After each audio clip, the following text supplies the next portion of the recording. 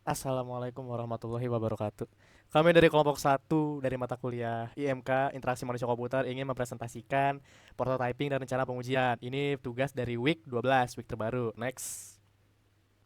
Nah, ini mockup yang dari week 10 udah kita bikin. Jadi, kita menghapus beberapa fitur yang emang tidak berguna dan ada beberapa fitur yang tidak aktif lagi. Jadi, ini udah disimple dan ini kita tambahkan fitur dark mode agar bisa dilihat di tempat yang gelap yang enak. Ya, next. Nah, justifikasi untuk yang pertama, kontras dan keterbacaan. Kalau memang kita menggunakan dark mode, itu pasti harus warnanya itu harusnya kontras, biar kita juga bisa kelihatan efektif gitu, menarik perhatian juga pada elemen kunci. Dan untuk light modenya, itu kita masih menggunakan warna-warna yang khas dari My Tell You, dengan latar belakang putih, teks gelap, standar emas untuk keterbacaan teks yang panjang. Next. Dilanjutkan oleh teman saya.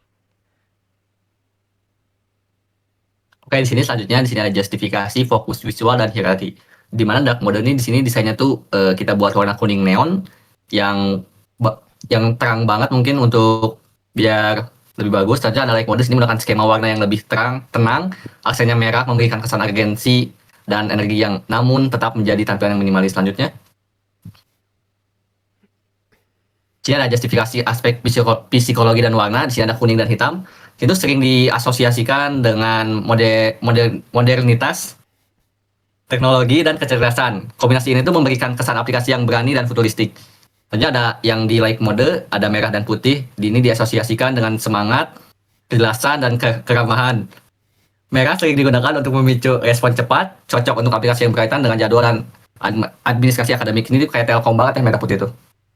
Oke, lanjut.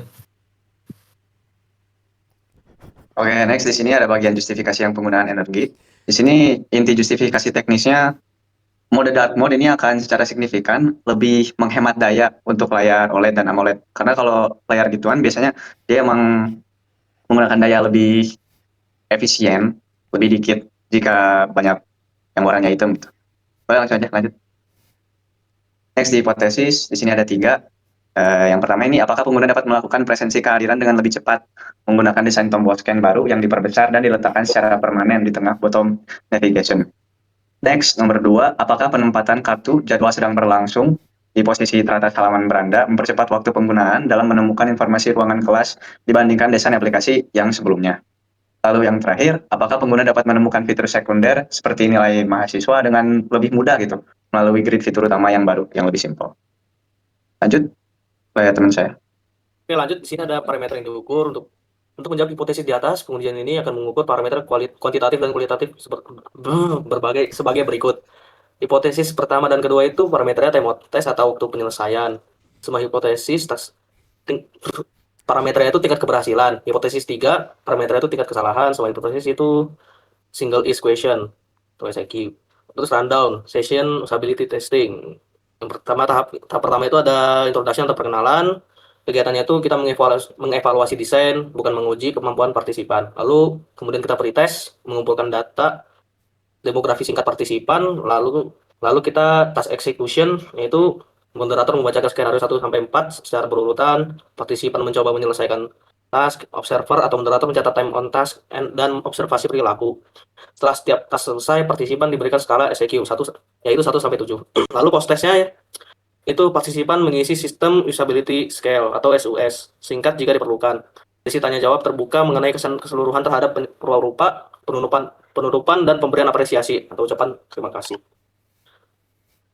Lalu di task usability testing yang pertama ada melakukan presensi kelas. Skenario-nya sebagai berikut. Misal, Anda baru saja tiba di depan pintu kelas. Dosen sudah menampilkan kode barcode di layar proyektor untuk mencatat kehadiran mahasiswa. Apa yang akan Anda lakukan menggunakan aplikasi ini? Lalu yang kedua ada mengecek ruangan kelas.